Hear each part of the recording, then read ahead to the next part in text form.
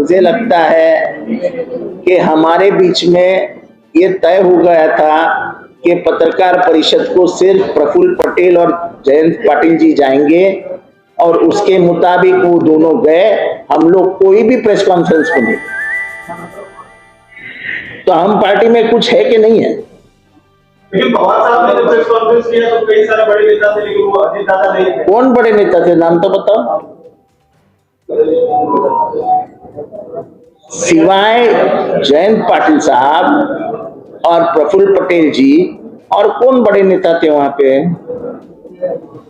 सुप्रिया ताई उनके साथ पुणे जाने वाली थी, और सुप्रिया ताई नेता से ज्यादा उनकी बेटी है।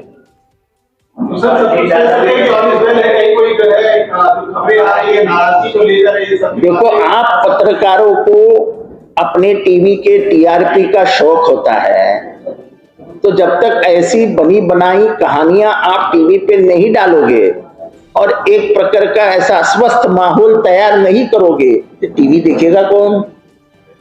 सर, एक मेरा सवाल, आपका भी एक कैलकुलेशन है ना सर, लेकिन धुआं तो वही उठता है जहां आग लगती है ना, कभी वही आती है। आपको जहां धुआं दिखता है वहां धुआं नहीं है, ऐसा हमको दिखता है। तो आपके नजर में और मेरे नजर में फर्क है। सर, एक मेरा सवाल था जिस पर मेरा एक सवाल था जिस पर आपकी मुहर चाहिए कि जिस दिन पवार साहब ने अपना इस्तीफा ऐलान किया तो शाम को उनके निवास पर सभी की बैठक थी जिसमें आप शामिल थे, जहां पर अजीत दादा और पाटिल साहब के बीच में, जयंत पाटिल साहब के बीच में कुछ बातों को लेकर विवाद हुआ, जिसे लेकर कल पवार साहब ने उनके सामने सॉरी भी कहा कि उनके इस्तीफे के बारे में अजीत दादा को मालूम था, बाकी इन लोगों को नहीं बताया गया। पर मैंने पहले ही बताया था, ये सब बात छोड़ दो कि शरद पवार जी को इस्तीफा देने का वैयक्तिक कोई अधिकार नहीं है।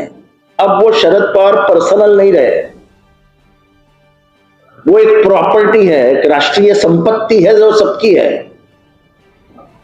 तो शरद पवार जी ऐसा इस्तीफा दे ही नहीं सकते। कैसे दे सकते हैं?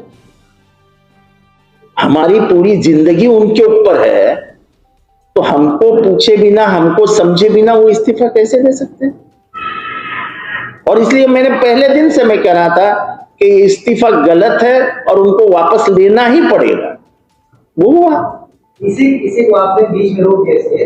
ये आपको लगता है कि जब दोनों के बीच शब्दों का वार चला और साथ ही तो पाटिल साहब के, तो कहीं एनसीपी में विभाजन का? देखो, ऐसा है क्या, तुम्हारे माँ और पिताजी में झगड़ा नहीं होता है क्या?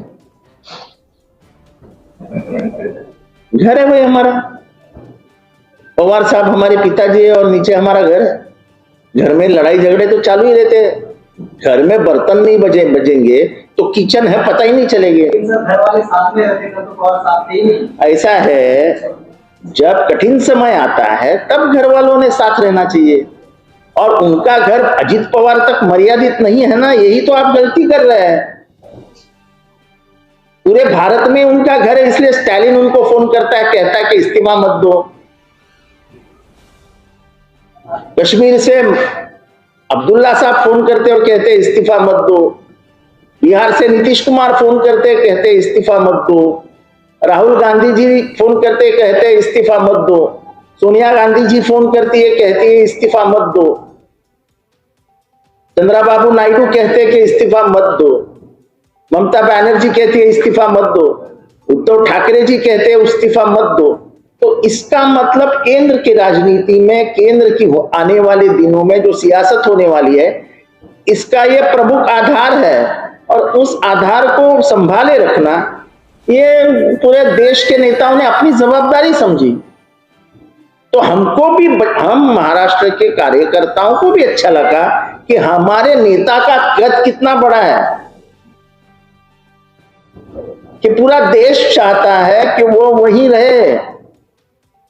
और मुझे दूसरे बात की खुशी है कि एट द एज ऑफ 83, 18, 19, 17 साल के बच्चे खून से लेटर लिख रहे थे कि साहब इस्तीफा वापस लीजिए। ये जो 83 to 17, 18 ये जो गैप है, वो गैप में भी शरद पवार फिट बैठ गए। जनरेशन गैप जिसको बोलते हैं, वो गैप ही नहीं दिख रही है। 30 साल का नौजवान भी बोल रहा है शरद पवार चाहिए, 40 साल पे मुझे बुढ़ापे की तरफ बढ़ रही जो जनरेशन है वो भी कहती है कि शरद पवार चाहिए। यानी शरद पवार ने लोगों को कैसे अपने दिलों से जोड़ा है, इसका एक उदाहरण महाराष्ट्र में 3 दिन दिख रहा था। सर, महाविकास आघाड़ी की जब बात होती है तो 3 मुख्य जो दल हैं उनमें से उद्धव ठाकरे गुट भी आता है और उसी के संजय राउत अपने सामना के संपादकीय में लिखते हैं कि कुछ एनसीपी के नेता बीजेपी के नाव पे सवारी करने के लिए तैयार है। ऐसे में जब अजित पवार शरद पवार के साथ प्रेस कॉन्फ्रेंस में नहीं दिखते हैं, सवाल उठते हैं तो कितना जायज? ऐसा है, कल प्रेस कॉन्फ्रेंस में कितने नेता ऐसे थे जो नहीं थे, है ना। मैं स्वयं वहां से चला गया था। मैं अपने आप को नेता नहीं कहता हूं, कार्यकर्ता हूं, लेकिन इस सब लड़ाई में मैं आगे था। पर लेकिन जब लड़ाई सब खत्म होने का वक्त आया तो मैं वहां पर नहीं था। तो मैं कहीं जाने वाला हूं? नहीं जाने वाला हूं। लेकिन संजय राउत बार-बार सामना में इस तरीके की बातें लिख रहे हैं। देखो ऐसा है, संजय राउत एक स्वयं पत्रकार है, सामना में सालों साल लिखता है और उसने क्या लिखना चाहिए ये तय मैं नहीं कर सकता। मैं अभिव्यक्ति स्वतंत्रता के ऊपर बड़ा गहरा विश्वास रखने वाला आदमी हूँ, भारत के संविधान के ऊपर विश्वास रखता हूँ। वो संपादक है, वो लिखे, हर संपादक ने लिखी हुई बात सच आती है, ऐसा कभी हुआ है क्या? वो आपकी पार्टी के ऊपर सवाल उठा रहे हैं। तो वो पार्टी ऐसा है कि कोई भी आप लोग सवाल पूछते हैं, कभी कभी उल्टा सुल्टा छाप देते हैं आप लोग भी, जो कभी होता ही नहीं, आपके टीवी चैनल पे चल जाता है। आपको वो अधिकार है, इसलिए गणतंत्र जीवित है।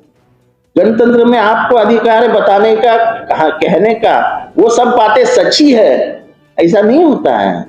आप भी कई बार गलत खबरें देते हैं, पर वो आपका दिया हुआ, डॉक्टर बाबा साहेब अम्बेडकर ने संविधान में दिया हुआ मूलभूत अधिकार है, उसको कभी भी किसी ने भी उंगली नहीं लगानी चाहिए। तो संजय राउत ऐसा जर्नलिस्ट जो लिख रहे हैं वो गलत खबर लिखते हैं, आप ये कह रहे हैं? ऐसा है, मैं उनको ना गलत बताऊंगा ना सच बताऊंगा। उनकी खबर है, खबर को खबर छोड़ दो। आप लोग कितने बार क्या क्या बताते हो, तो शाम को हम इतना ही काम करेंगे कि ये आज की खबर, रिपब्लिक की खबर गलत थी, टाइम्स की खबर गलत थी, ये शाम की खबर गलत थी, ये टीवी 9 की खबर गलत थी, तो उतना ही प्रेस कॉन्फ्रेंस 9 बजे रोज लेके रात को। तो मैं आदमी ऐसा हूं कि मेरे पर इतने तुम लोगों ने तलवारें चलाई है, मैंने कभी मुंह खोल के भी नहीं बोला है यार भाई जख्म हो गई। अब चलाते हो, चला रहो, उसमें क्या है। बीजेपी के नेता ने सर वो ठाकरे परिवार के अंदर दरार संजय राउत की डाली, उसी तरीके से पवार परिवार में भी दरार डाली की किसके घर में कितने घर में, किसके घर में कितनी दरार है, किसके घर में कितना अंगार है, किसके घर में क्या क्या विवाद है, ये सब हमको मालूम है। लेकिन किसी के घर पे जाने की संस्कृति हमारे में नहीं है। कोई दूध का दूल्हा नहीं है। कौन क्या करता है, कौन क्या करता है, सबको मालूम। लेकिन हमारे बाप ने राजनीति में कुछ मर्यादाओं का पालन करो, ये हमको शुरू में ही बताया है। इसलिए हमारे घर के बारे में, यानी हमारे बाप के घर के बारे में कोई कुछ बोले तो हमको उससे कुछ फर्क नहीं गिरता है। हमारा घर कितना बांधा हुआ है ये हम जानते हैं। जिनको बोलना है उनके तरफ ध्यान देने का हमारा कोई इरादा भी नहीं। हमारे न्यूज चैनल्स को सब्सक्राइब करें, लाइक करें, कमेंट्स करें, शेयर करें और घंटी का बटन प्रेस करें ताकि आने वाली हर वीडियो और अपडेट्स की नोटिफिकेशन आप सभी को मिलती रहे। जय हिंद, जय महाराष्ट्र।